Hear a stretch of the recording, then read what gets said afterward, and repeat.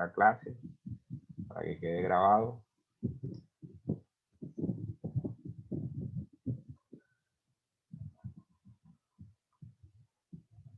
Y le doy compartir pantalla.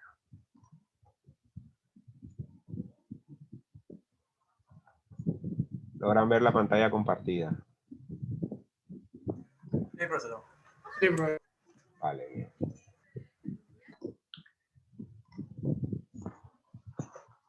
Bueno, hoy vamos a trabajar un elemento que yo creo que es importante dentro de este complemento final del urbanismo, digamos como que la parte final en donde la estructura urbana y los elementos constitutivos de esa materialidad urbana se definen en lo que se llama el sistema de análisis urbano. Este sistema de análisis urbano no solamente comprende una visión arquitectónica, sino también una visión de integralidad en su conjunto. Y aquí hay muchas cosas o puntos de partida que hay que tener en cuenta. Por ejemplo, en este concepto donde la ciudad está en todos lados y en todas las cosas. Si el mundo urbanizado es ahora una cadena de áreas metropolitanas conectadas por lugares y corredores de comunicación, aeropuertos, líneas aéreas, estaciones y ferrocarriles, estacionamientos y carreteras, telepuertos y autopistas informáticas. ¿Qué queda por fuera? ¿Acaso el pueblo, la aldea, el campo? Tal vez, pero solo parcialmente. Las huellas de la ciudad están en todos estos lugares como personas que viajan a diario entre su hogar y el trabajo. Y también en forma de turistas, trabajo a distancia, medios de comunicación y urbanización de los modos de vida. La división tradicional entre la ciudad y el campo ha sido destruida. Esto es un concepto de Amin y de Griffiths en el trabajo sobre ciudades y la nueva remancitación de las ciudades o el urbanismo. Entonces, esto es un concepto muy interesante donde ya esa figura se ha empezado a dibujar. Y en esta presentación les voy a compartir unos elementos de morfología, sobre todo en la configuración morfológica, las variables, los patrones, cómo eso influye en la estructura urbana, cómo determina los procesos de estructuración urbana y qué aportes se hacen desde la sociogeografía para la comprensión de esa estructura urbana. Y aquí vamos a empezar con unos elementos de análisis de lo que hemos venido trabajando en este ejercicio en la clase, que tiene que ver con la configuración y representación de la realidad que nos permite realizar una síntesis espacializada del sistema urbano. Ojo, elementos de síntesis del sistema urbano, donde hay una serie de dimensiones nominales y subyacentes, como es la configuración morfológica, la configuración funcional y la configuración semiótica. Cada una tiene unos elementos que determinan la estructura urbana de una ciudad. Eso como se ve reflejado. Según Munizaga, yo no sé si han escuchado a este autor anteriormente. Creo que sí. Es chileno y es de tipo de manual. ¿Sí lo han escuchado? ¿Sí han escuchado a este autor? No. Bueno, entonces parece que no. Y bueno, ¿han visto morfología urbana en alguna otra materia?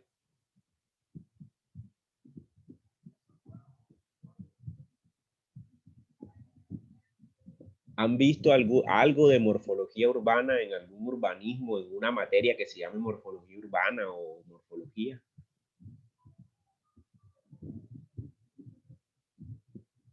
Sí, profesor, en otros niveles de urbanismo.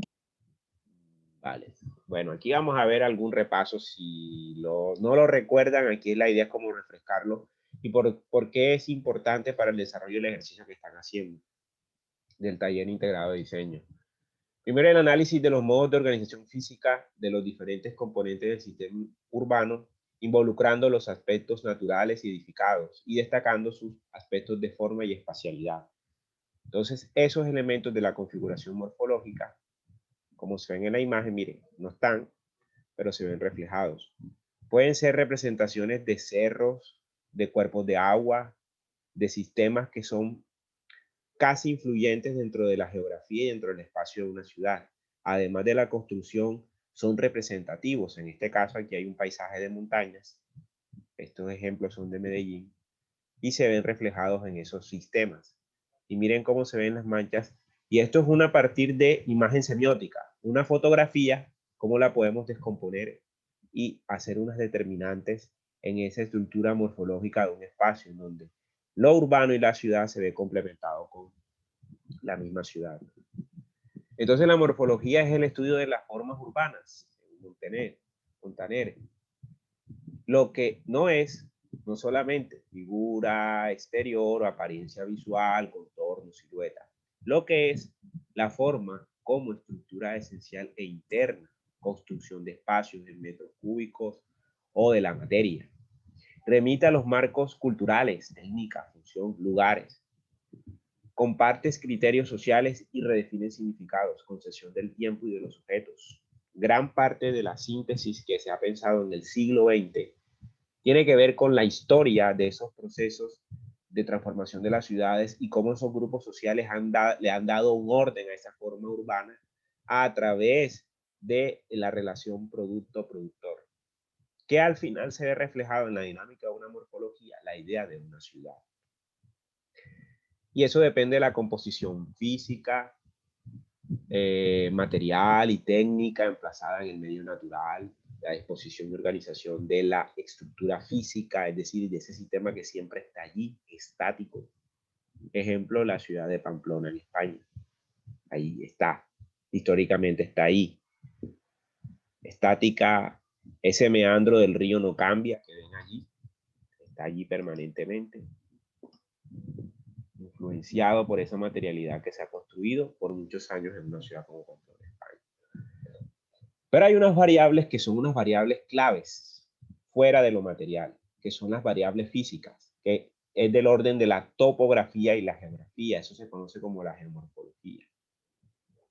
¿Y qué tiene que ver con estos sistemas relacionados con relieves, con formas o recursos hídricos que son fundamentales en el contexto del desarrollo de una ciudad? Sin esos elementos no podríamos incorporar una dinámica dentro de esas variables morfológicas.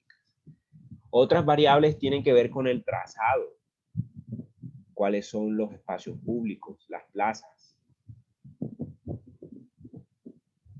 La gran consideración de la referencia, las determinantes físicas, los límites jurídicos, la jerarquización de ese sistema de conexión, cuáles son las vías principales, terciarias, cuáles son las zonas peatonales, las de bicicletas, en fin. Ese trazado influye en esa dinámica de esa variable.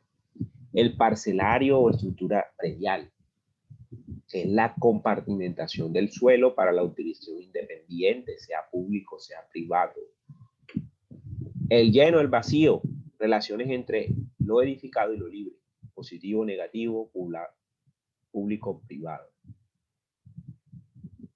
La tipología, las características comunes de los grupos de edificios y las formas de ocupar en un solar o en un lote. Por ejemplo, las características de forma, de función, de altura, y todas esas características que implican la visión, digamos, de ese tipo de elementos de arquitectura, principalmente influenciada por las fachadas, en el caso ya sea de viviendas, de edificaciones, en alturas o de algunos edificios o edificaciones institucionales de corte histórico. El tejido urbano, que tiene la suma de parcelas y trazados, es un sistema de ordenación de edificación, de alineación de calle. Yo creo que ahora ustedes están pensando por dónde meter la calle, eliminar calles. ¿Cuáles son los parámetros continuos para desarrollar manzanas, supermanzanas, manzanas pequeñas? ¿Cuál es la mejor decisión para tomar, teniendo en cuenta la edificación aislada en cada lote, sea unifamiliar o multifamiliar, o también la definición volumétrica de bloques? Son variables a tener en cuenta, y la silueta urbana, que es el contorno de la materialidad urbana, que tiene que ver con esas alturas y densidades edificatorias, que son importantes dentro de un modelo de un desarrollo de una ciudad. Y aquí hay algunos patrones, según Munizaga, que son patrones que van desde el mixto, lineal, damero, arborescente, concéntrico anillo, mancha, megaforma. Es decir, estos son elementos interesantes para poder definir cuál es el patrón que se debe o que nos conviene desarrollar en un modelo como el que queremos implementar en ese lote. Y aquí hay algunos ejemplos de manchas. Roma, Concepción, Londres, Boston, Santiago, Bolonia. Y aquí vemos las imágenes. Vemos líneas como la ciudad lineal de Madrid, la ciudad lineal de Stalingrado, el eje lineal industrial que compuso Le Corbusier hacia 1845, la Intercity de Correa, Munizaga y Walper en 1965, la Brasilia de Oscar de Costas y Niemeyer en el 57 y Tokio en Japón en 1960, ejemplos de líneas. Miren que las líneas por lo regular van trazadas por un eje vial o por unos ejes viales específicos y generan una estructura de integración entre un centro, una periferia o un eje y permite una relación simétrica de esos procesos que se dan en términos del desarrollo de una ciudad. Por ejemplo, un eje lineal, como el caso de Quito, los anillos, que ya son figuras mucho más complejas, mucho más específicas, como los casos que aparecen en la imagen. Moscú, por ejemplo, que es un anillo concéntrico. Quizás Barranquilla puede parecer un anillo concéntrico con la circunvalar, pero aquí hay de todo un poco. Aquí lo importante es la función que tenga esa parte principal del anillo. El árbol, por ejemplo, las estructuras arborescentes, que son ya dinámicas mucho más complejas y significativas, como el plano alemán de Washington, por ejemplo, el damero, que es famoso, digamos, modelo que se utilizó en el desarrollo urbanístico de las colonias de España. Por ejemplo, el trazado damero de México, de la plaza de Tlatelolco, Buenos Aires. El modelo estrellado, muy característico del modelo a partir de la ciudad jardín, pero mucho más tecnificados con modelos más avanzados, como el caso de Nueva Delhi en India.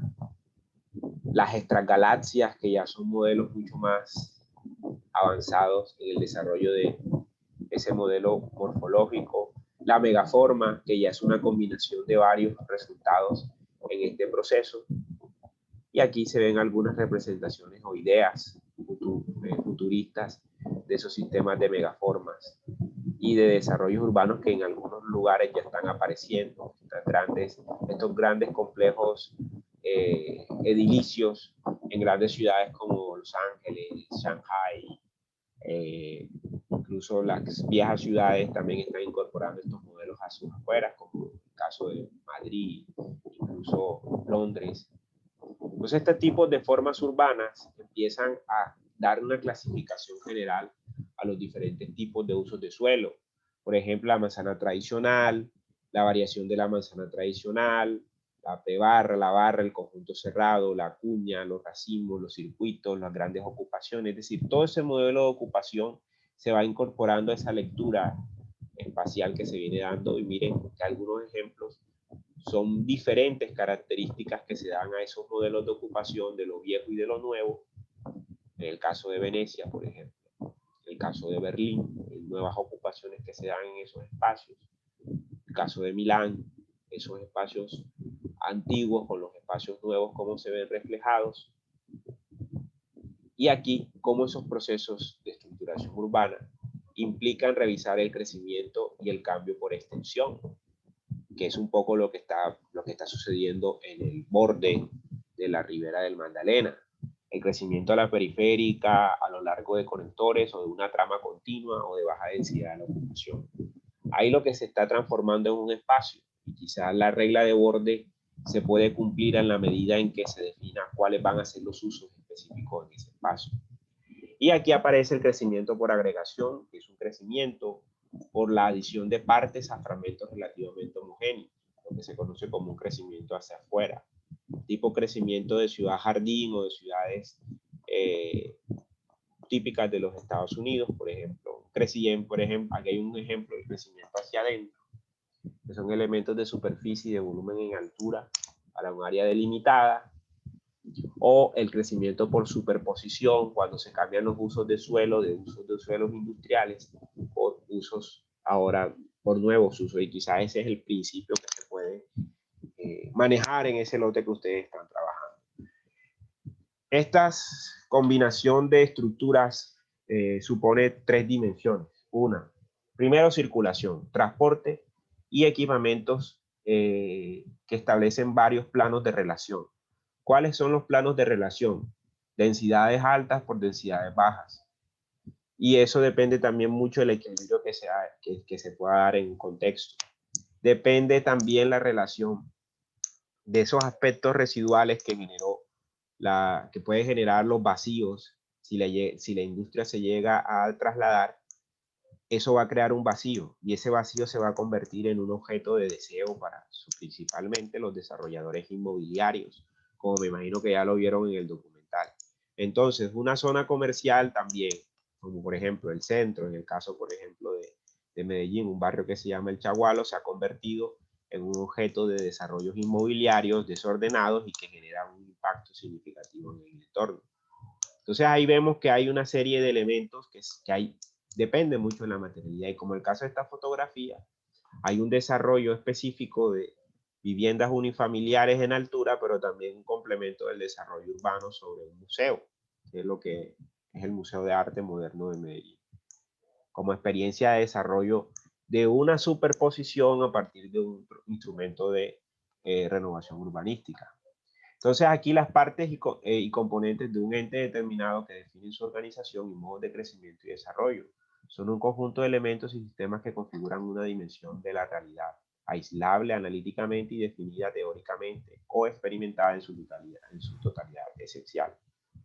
Acá, esa totalidad se comprende como unidad el todo y las partes, las transformaciones como un metabolismo y la autorregulación como la autopoiesis. ¿Eso qué quiere decir? Es una configuración de un nuevo sistema. Y aquí la estructura física de la ciudad se interrelaciona con la organización funcional, con la construcción en el tiempo y la percepción del espacio cultural. Es decir, la simbiosis entre el sistema estático y el sistema dinámico. Es decir, en la ciudad misma y los que hacen la ciudad, es decir, nosotros, los seres humanos. Y ahí tienen que haber una relación de componentes y relaciones. O sea, ¿qué le conviene a la ciudad y qué le conviene a nosotros los seres humanos que interactuamos con esa materialidad? Eso va a definir una nueva estructura espacial de la ciudad. Se le podemos llamar espacio de los lugares. Muchas teorías sobre los nuevos proyectos urbanos definen estos espacios como centros, nodos, bordes, fragmentos, conectores. Espacios de red, por ejemplo, que pueden caracterizar nodos, canales, islas, vacíos o espacios inciertos, como son intersticios o reductos naturales, o campos rizomáticos, que son flujos inmateriales, que a veces no vemos, pero son perceptibles ante estas nuevas formas. Entonces, esos espacios de los lugares generan dinámicas de continuidad y de concentración o aglomeración. Elementos estructurales del espacio urbano que implican cómo transformar un área central, que tiene una traza homogénea, funcional, un centro representativo, misturas de uso, obsolescencia de infraestructura, vaciamiento de actividades residenciales, subutilización de la capacidad instalada. Es decir, las áreas centrales son sometidas a ese tipo de presiones y se busca que en este tipo de análisis se cree lo más homogéneo posible de un área urbana funcional. Por eso a mí me parece y me genera bastante contradicción cuando en un proceso de recuperación de, por ejemplo, el Centro Histórico de Barranquilla, aparece un escenario como el abandonado y recién, digamos, recién construido y abandonado Museo de Arte Moderno, que tiene un contexto totalmente distinto al desarrollo urbano de la ciudad y del mismo centro. Y ahí es donde ese tema de los problemas de su utilización o de mala interpretación de esas áreas urbanas por parte de los, digamos, diseñadores y de los tomadores de decisión para aceptar ese tipo de proyectos o trabajos que rompen como el contexto. Entonces ahí hay unas cosas interesantes para analizar. Acá no me voy a detener porque las centralidades, ya hemos hablado de ese tema de los simbolismos. La centralidad urbana se transforma en un espacio de encuentro hacia otros flujos. Ya la movilidad de centralidad y longitudinal, los casos del centro es un punto concéntrico de la asociación de puntos y líneas, y las centralidades son los nodos de integración de las redes. Y los nodos y los focos de encuentro ciudadano también son claves. Los fragmentos y barrios, los conectores y vías, los bordes, que son fundamentales para el desarrollo de una ciudad y para el desarrollo sobre todo de ese lote que ustedes están trabajando, porque eso articula la relación interno-externo. Por ejemplo, en el caso de Río y en el caso de esa zona que se va a intervenir. A veces el límite creemos que es un borde no aparente, imaginario, una percepción, una representación, y nos representa miedo, exclusión social o una exclusión normativa. A veces los bordes son barreras, borde material, obstrucción física, visual, metro, río, industria, autopista, etc. Fronteras, transición de forma y función, y semiológica, lugares híbridos. O pantallas, un borde virtual que permite la permeabilidad visual, actúa como filtro, en el caso de un viaducto, de un metro, un sistema verde, que permite crear como un bloqueo de interferencias ante esta percepción de la estructura urbana. Los espacios intersticiales, que ya son espacios que están de manera muy residual. Todo esto comprende toda una dinámica del espacio funcional de una ciudad. Aquí el caso, por ejemplo, del Plan Ambiental de Buenos Aires, que buscaba acercar los diferentes espacios públicos, unas redes de conectividades entre esas zonas de espacios públicos y la conformación de las áreas protegidas y de importancia ambiental en todo ese corredor. Los espacios de red, que tienen que ver con, por ejemplo, canales de flujos, canales exclusivos y especializados de materia y energía, y los canales de transportes. Esta serie de espacios de red implican una revisión hacia formas nuevas de visualización de centralidades, pero también de conexiones, a partir de la globalización, de la disgregación, de la circulación y de la descentralización. Entonces, por eso las áreas subterráneas se vuelven importantes, las áreas que forman pasillos lineales, que urbanizan un paisaje o lo antropizan, o las áreas de redes que soportan la movilidad de personas y bienes por el territorio, la relación del tiempo y espacio, cuánto me desplazo yo del trabajo a mi hogar y de mi hogar a las actividades cotidianas. Si hay un desplazamiento mucho mayor entre un centro y una periferia, va a haber menos posibilidad de que la gente invierta el tiempo en espacios de flujo o en espacios de red. En ese sentido, los nodos de red de flujo pueden generar intercambios, áreas de cruce, de encuentro, de conexión modal de los sistemas de transporte, de bienes, de personas y de energía, es decir, puertos, terminales, aeropuertos. Y hay una interpretación que hace de Santiago sobre las máquinas del metabolismo urbano o áreas de apropiación o vertidos, es decir, materiales indispensables para la combinación de almacenamiento, manipulación de energía, como el caso de centrales térmicas, estaciones de tratamiento de agua y subestaciones eléctricas. Las islas, que componen áreas monofuncionales polarizadas, zonas que no tienen un fragmento unitario y que pues generan poca circulación en cuanto a accesibilidades, como son urbanizaciones o algunos parques industriales que se encuentran aislados. Y en algunos representan mosaicos polifuncionales o concentraciones de actividades de consumos discontinuas, y que pues ahí el transporte, más equipamiento y conectores comerciales generan ese proceso de aislamiento, como sucede en los nuevos proyectos urbanos como Alameda del Río, Ciudad Caribe y demás. ¿Cómo hay aportes de la geografía a esa lectura urbana? Pues ya lo hemos visto en algunos casos. La renta del suelo de von Thunen es una teoría muy interesante de análisis, donde la localización de los cultivos en función de la distancia del mercado según von Thunen. Aquí, por ejemplo, A son las hortalizas B, el bosque, C, los cereales y legumbres, D, el ganado y M, el mercado. Mayor centralidad, va a haber una mejor cercanía de los procesos en función de la participación que se genera. Entonces, la renta del suelo, que va enfocada más hacia el eje, digamos, A, va a generar una mayor renta. Entonces, el mercado que está en el centro va a permitir que se dé alrededor una agricultura intensiva que permita sostener el mercado. Luego va a encontrarse una agricultura y ganadería extensiva que va a sostener la producción y la relación con ese mercado. Luego los recursos forestales, que van a permitir la consolidación de algunos elementos importantes del desarrollo, y una zona de expansión concéntrica que genera ese modelo. Ese modelo fue utilizado en el siglo XIX, muy poco se utiliza, pero tiene una materialidad muy interesante que es extrapolado principalmente por la economía inmobiliaria para el desarrollo, ya no de la agricultura, sino del valor de uso de suelo. Entre mayor quede, digamos, representado el valor de suelo en las zonas de expansión, va a generarse sobre la ciudad una mayor cercanía. Lo que está sucediendo en los grandes proyectos de desarrollos inmobiliarios que están a las afueras de las ciudades. ¿Ya? Lo importante es no estar cerca del centro principal o del mercado de la ciudad, para llamarlos en términos económicos, sino el mercado, que es la ciudad, va a significar en sus alrededores un potencial desarrollo por las cercanías y las interdependencias.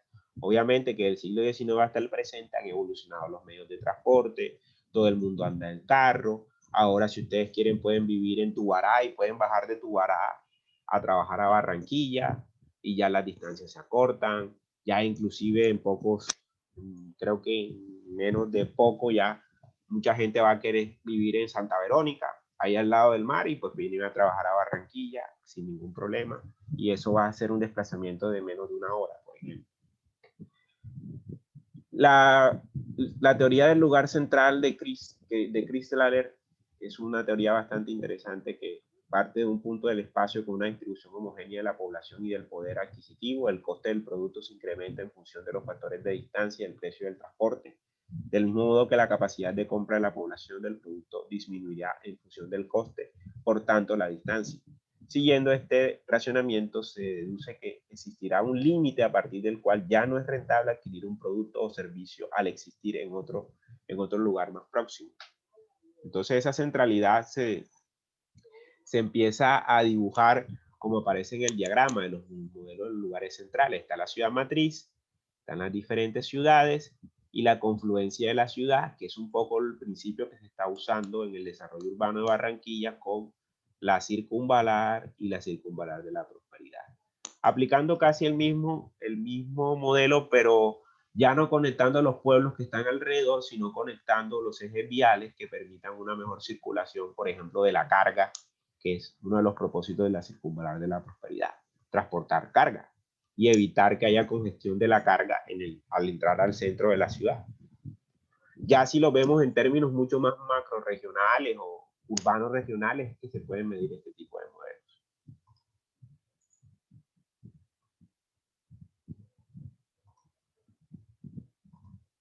Entonces, seguimos por acá.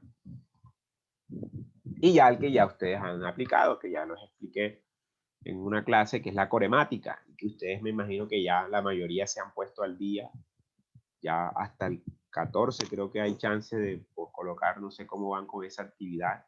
Pues aquí les dejo esta presentación general de estos términos generales de las dinámicas de la geomorfología urbana. Creo que les puede servir algunos elementos generales. Quisiera escuchar de ustedes preguntas, inquietudes, comentarios.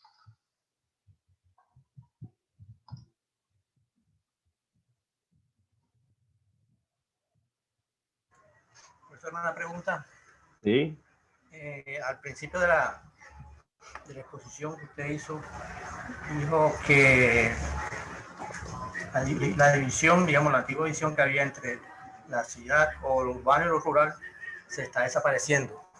Pero, o sea, ¿qué exactamente se refiere a eso y qué factor es el que determina esa desaparición de Bueno, es que esta distancia. los límites y las configuraciones se están desapareciendo en términos ontológicos. ¿Qué quiere decir? Que ya no podemos mirar una diferencia entre lo rural y lo urbano, sino que ya hay más una interdependencia. Inclusive ya podemos hablar que la ciudad está urbanizando el campo o el campo está, digamos, generando una influencia directa sobre la ciudad. Porque ¿de dónde viene la energía, Fernando? La energía en Colombia, el 90% es hidroeléctrica. ¿Dónde están las hidroeléctricas? En las zonas rurales. Guatapé, Hidrosogamoso, El Quimbo y las pequeñas represas y pequeñas centrales hidroeléctricas que hay en el país. Acá está Corelca, bueno, lo que era Corelca ahora es Transelca, que es una termoeléctrica, energía térmica por carbón. Son recursos. ¿De dónde vienen esos recursos? De los espacios rurales. ¿De dónde viene la leche que uno toma cuando va a hacer un café o va a hacer un jugo? Viene de la vaca. Eso no va a ver, o sea, directamente la vaca no la tenemos en el patio. Además que vivamos en una zona rural o en un pueblo que tengamos en nuestra casa sea suficientemente grande y tengamos una finca que tengamos vaca. Pero eso tiene todo un proceso. De la vaca al balde, del balde que tiene el campesino al procesamiento que se le hace desde el punto de vista industrial para que llegue a una bolsa de leche. Lo que comemos, o sea, es decir, hay un proceso que hay mucha relación con las dinámicas entre lo urbano y lo rural, que es donde allí hay los límites ya se rompieron desde hace muchos años. Y esa dicotomía, si eres urbano o rural, se veía de manera despectiva, como decir, ay, todo lo que es de pueblo, como que... Pero en términos de los procesos urbanos regionales, nosotros vemos como investigadores que hay unas relaciones de interdependencia, un hinterland, o sea, donde hay una dependencia de los valores que nosotros tenemos y que se producen en la ciudad. Y viceversa. Ahora la ciudad está tratando de expandirse por todos los lados. Entonces ya, por ejemplo, en las zonas rurales o en los espacios cercanos a las ciudades ya no se cultiva. Díganme qué pueden cultivar aquí en Barranquilla, aparte de una huertica que tenga uno en la terraza, con unas maticas, haciendo jardinería. ¿Qué puede sembrarse en Barranquilla? ¿O qué siembra o qué produce Barranquilla en materia de alimentos?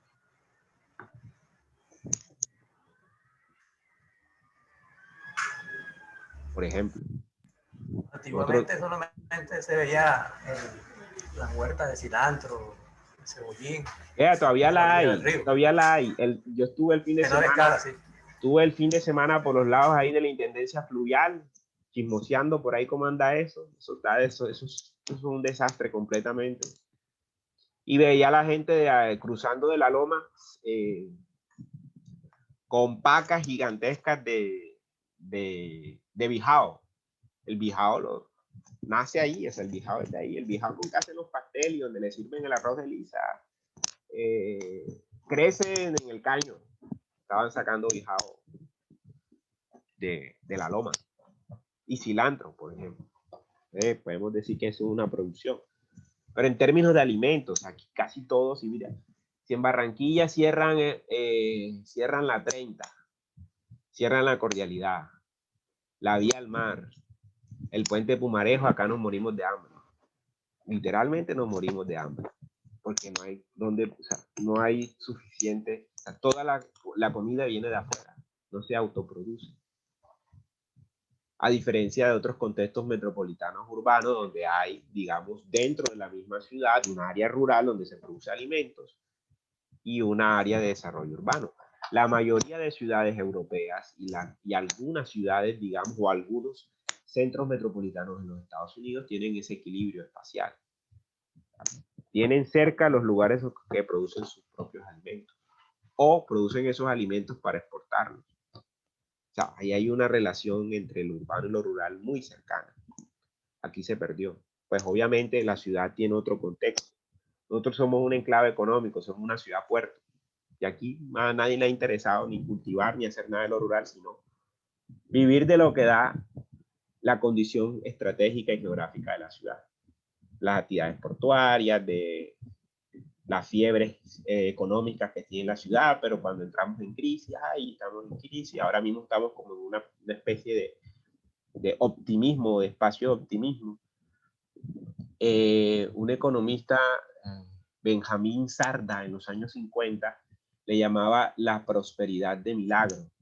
Y García Márquez escribió varias columnas en el Heraldo hablando de esa prosperidad de milagro, que se dio en Barranquilla como a mediados de los 50 y que generó como una especie de medio desarrollo y de optimismo de la ciudad por quererse incorporar a los patrones de desarrollo moderno. Entonces ahí apareció un poco también la buena arquitectura moderna que se dio aquí en Barranquilla, en el centro, en algunos barrios, con muy buena calidad y con muchos arquitectos locales, con arquitectos nacionales que influenciaron ese desarrollo. Pero todo va de la mano. Si hay en esta etapa de optimismo o prosperidad, o segunda prosperidad de milagro, podríamos llamarle así, a ver qué surge. Por ejemplo. Entonces son características esenciales de los procesos urbanos de la ciudad. ¿Qué más? ¿Qué otras preguntas e inquietudes?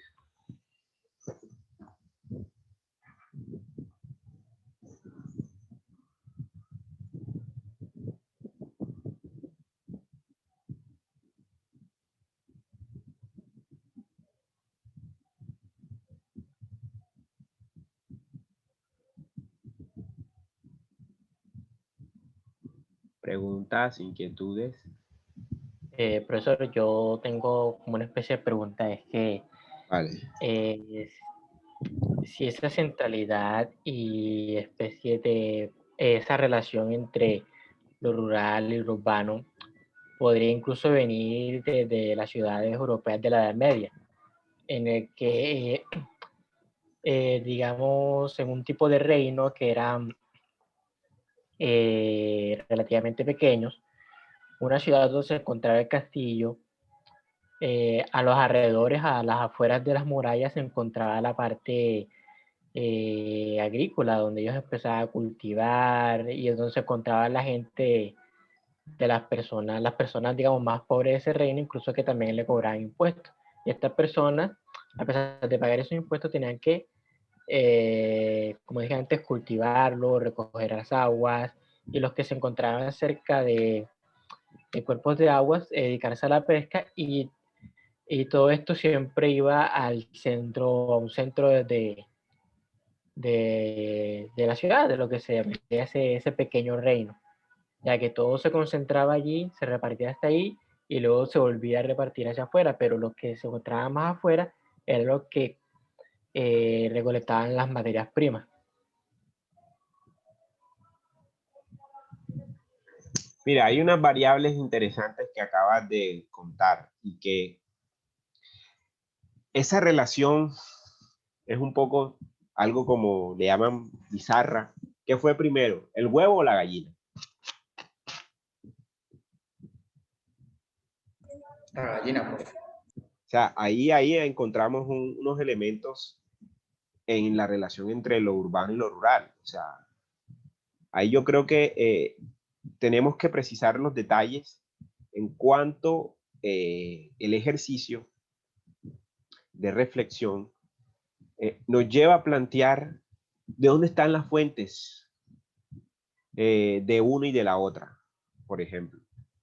Hay un trabajo de Jane Jacobs, la señora que ustedes vieron en el primer documental, que tiene un trabajo que se llama La economía de las ciudades.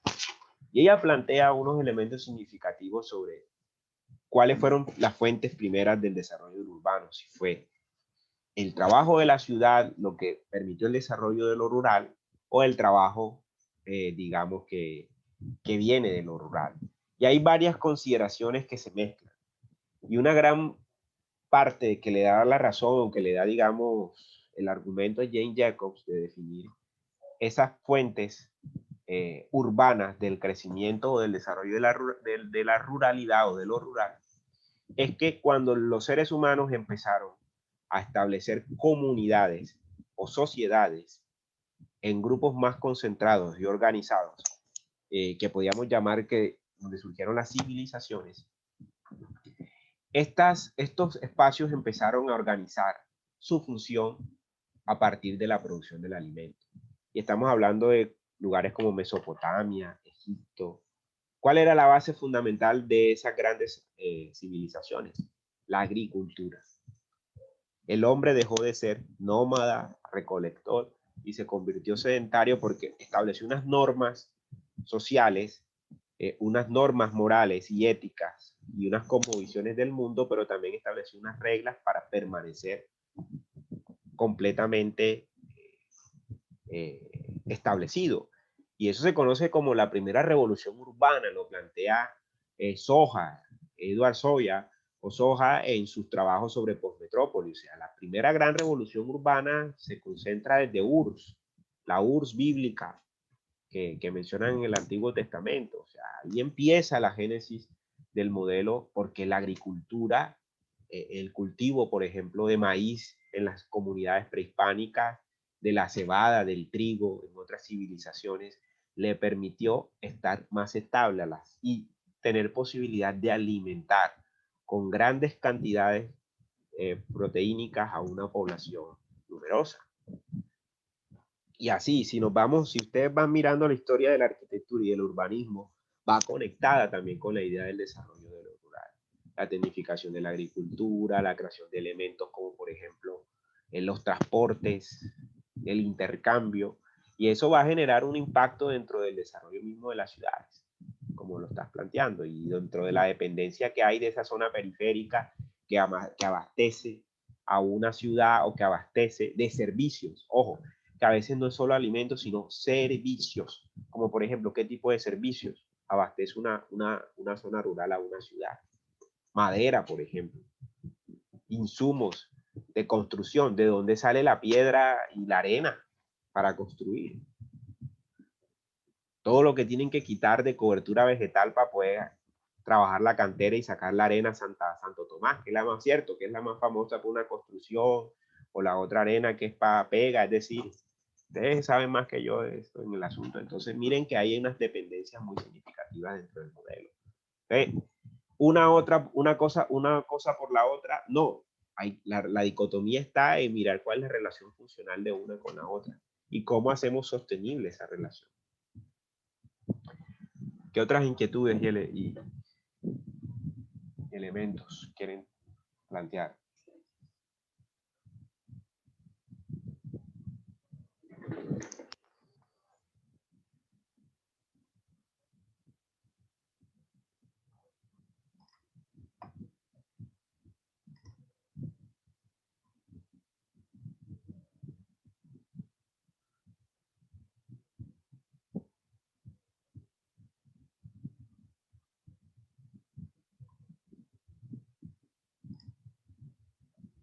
Las preguntas, inquietudes.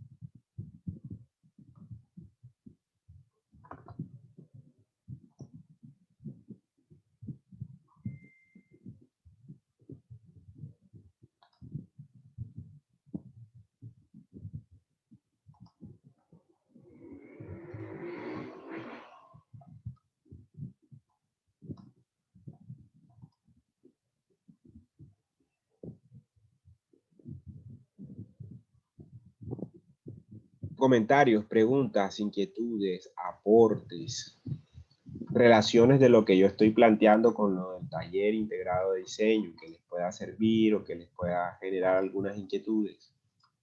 Hablen ahora o callen para siempre.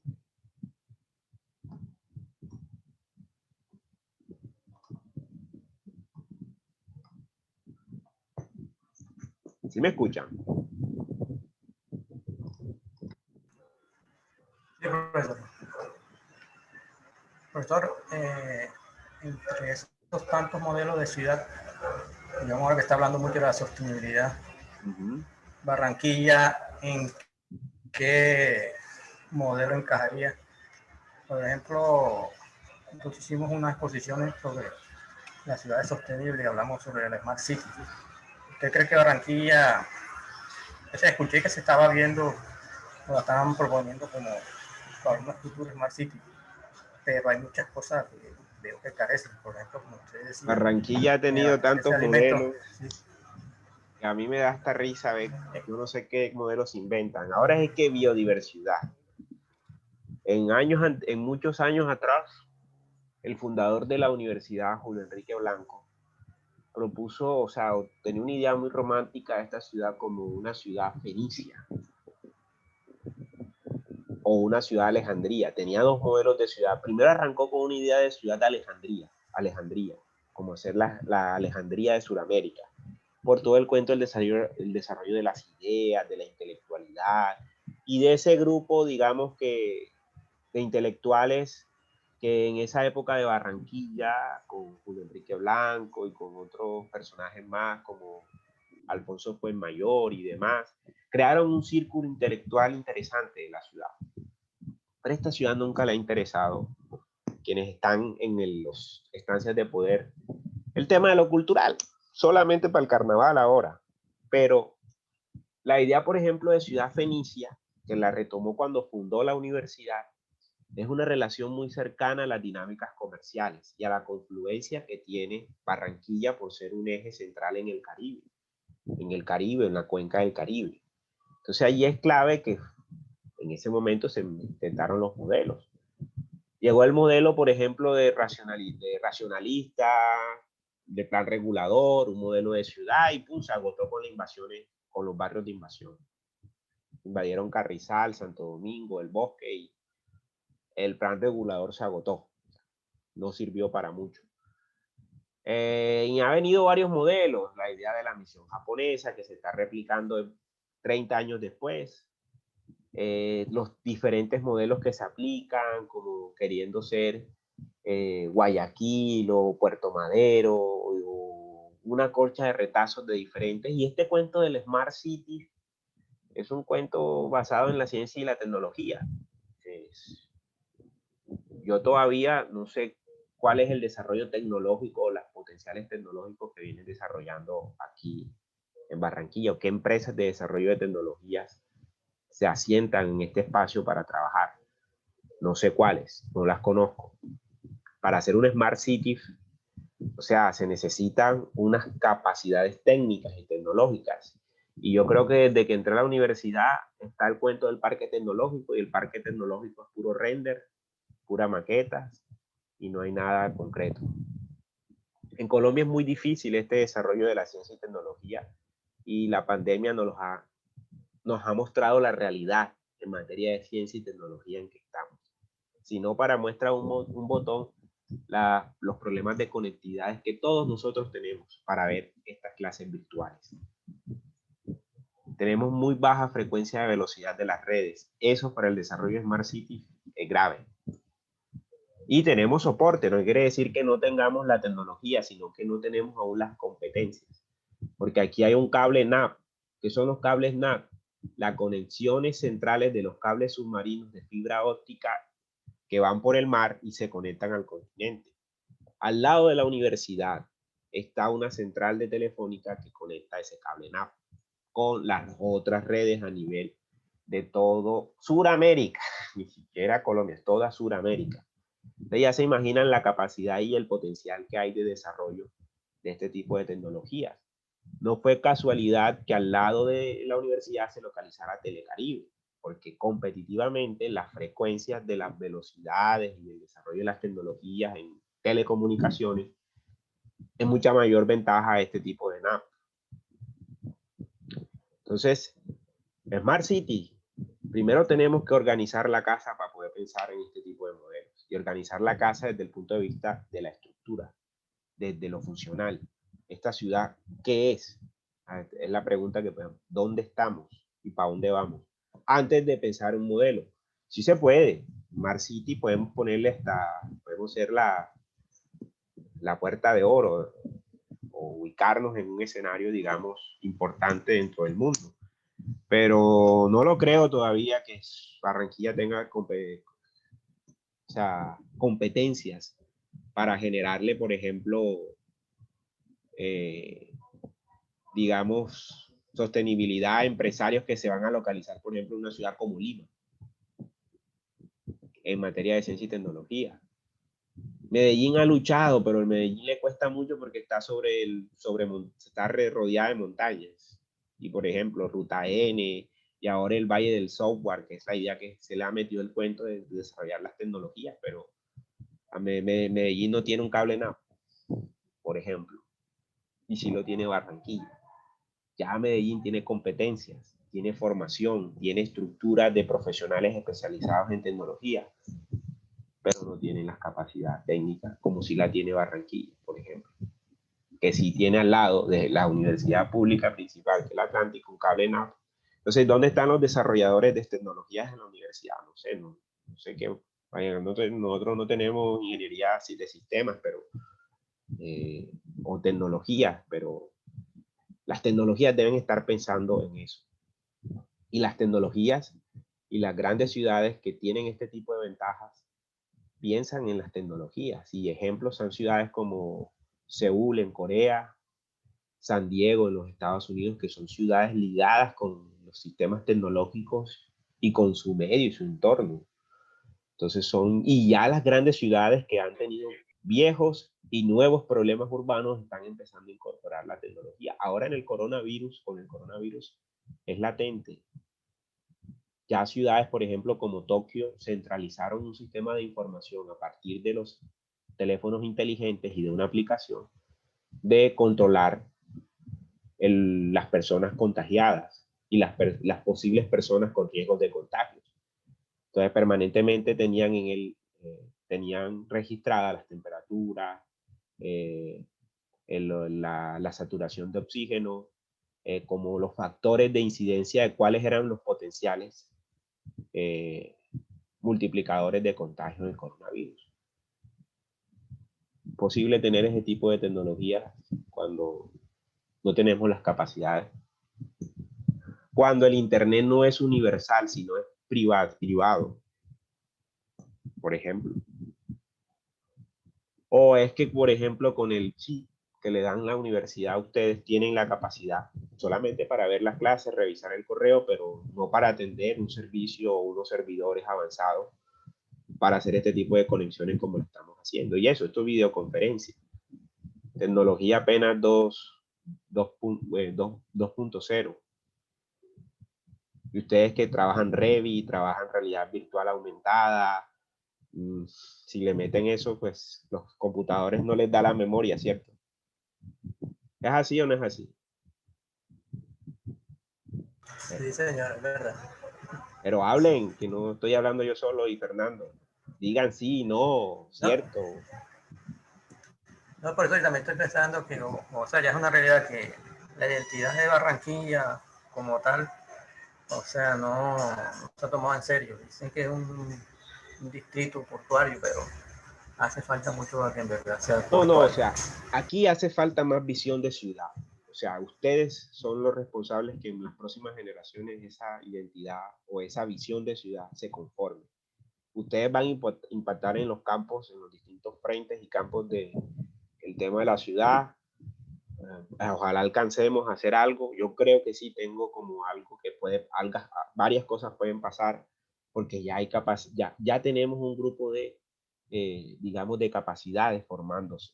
Ustedes están en estos programas de formación profesional que ya tenemos posibilidad de compartir y dialogar en estas discusiones donde antes sí, está bien, todo lo aplaudíamos, saludo a la bandera y bacano, Barranquilla, la puerta de oro. Ahora podemos revisar esto con detalles y generar unas contrapropuestas o generar unas ideas diferentes de ciudad. Por ejemplo, yo sí le puedo apostar a que la ciudad pueda adaptarse a los procesos de cambio climático. Y yo no soy ni petrista, ni soy de izquierda, ni soy de derecha, pero estas ciudades pueden adaptarse porque van a ser las ciudades más afectadas por el tema del cambio climático. Entonces, eso va en contravía al modelo de desarrollo de las ciudades. Al señor Petro le declararon la guerra y no pudo gobernar porque su plan de gobierno era claro y directo sobre el tema de la ciudad para mitigar el cambio climático. Y muchas ciudades a nivel mundial, los mayores, como le llaman en Europa los alcaldes, o los directores de los centros metropolitanos, porque en Estados Unidos son áreas o centros metropolitanos que son los que toman las decisiones, pues funcionan midiendo, gobiernan con los datos, es decir, gobiernan con la información. O sea, quien tenga capacidad de la información, ese es el que va a tomar buenas decisiones.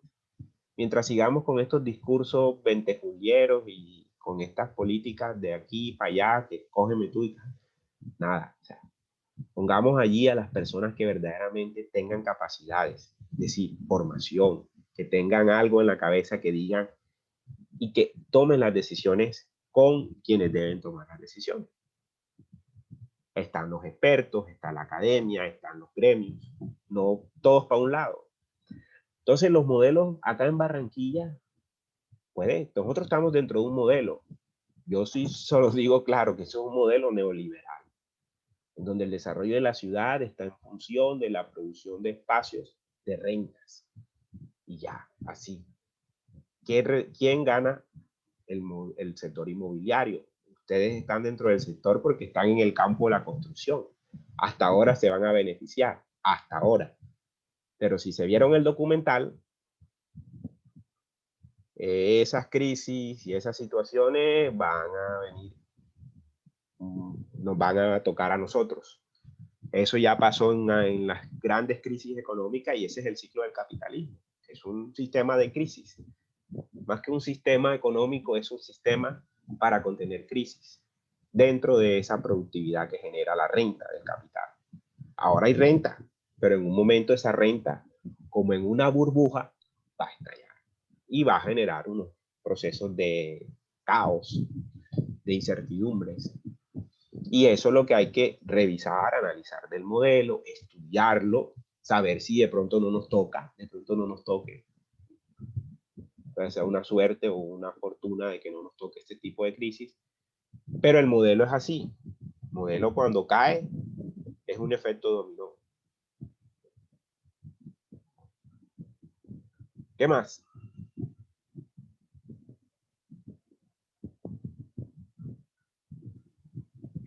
No sé si esa es mi percepción, pero yo siento que en Barranquilla y en otras ciudades, más que todo, ellos lo que pretenden es implementar en vez de producir, o sea, implementar otras cosas que vienen por fuera hacia la ciudad, pero no producir en la ciudad lo que ellos quieren que se convierta en la ciudad.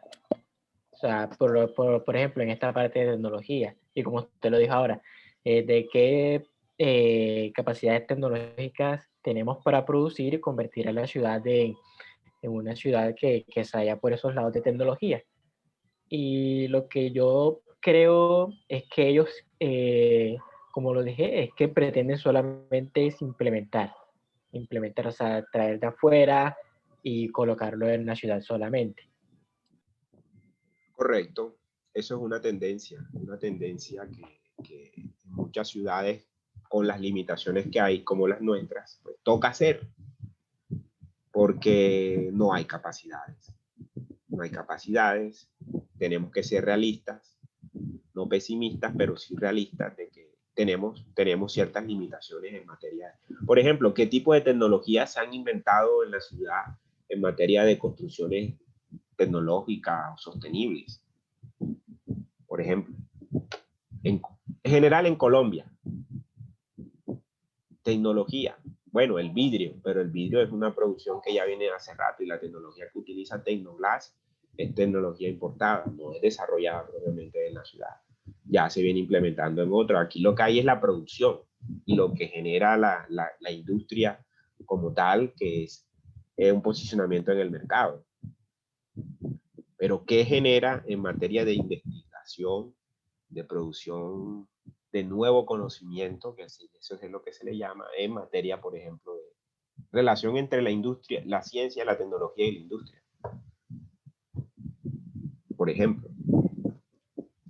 ¿Qué hay de nuevo en Barranquilla? ¿Qué conocen ustedes? Yo conozco muy pocas cosas recientes. ¿Qué invento hay? ¿Hay algún Nobel barranquillero aquí que conozcan ustedes? Por ahora no. Si ya nació, está entre ustedes. Un publisher en arquitectura o un ganador de alguna bienal. Que ojalá salga aquí en una de mis clases que haya sido mi alumno. Wow. Eso es cualquier orgullo para un profesor. ¿Quién más quiere comentar algo?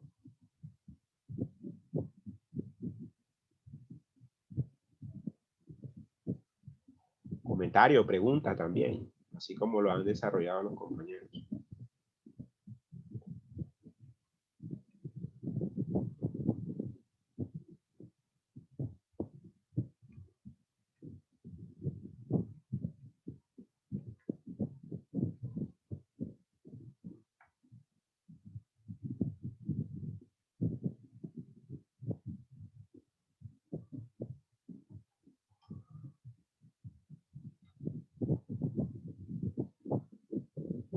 ¿Sí me escuchan o están callados hoy?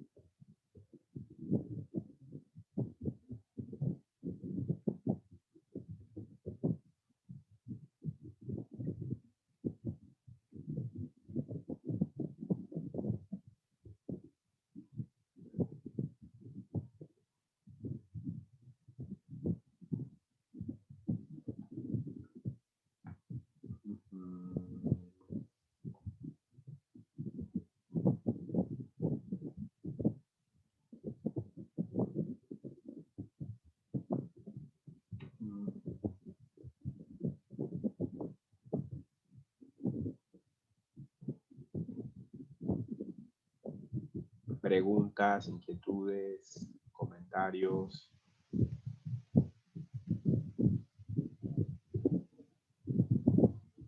Reflexiones, no hay.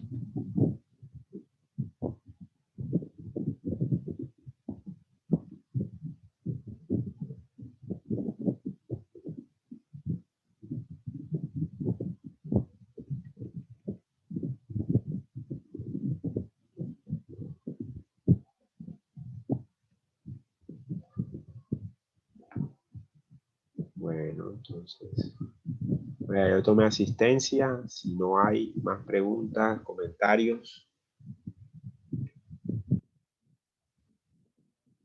yo dejo la clase hasta aquí. Si no hay preguntas, inquietudes. Y nos vemos la próxima clase. ¿De acuerdo?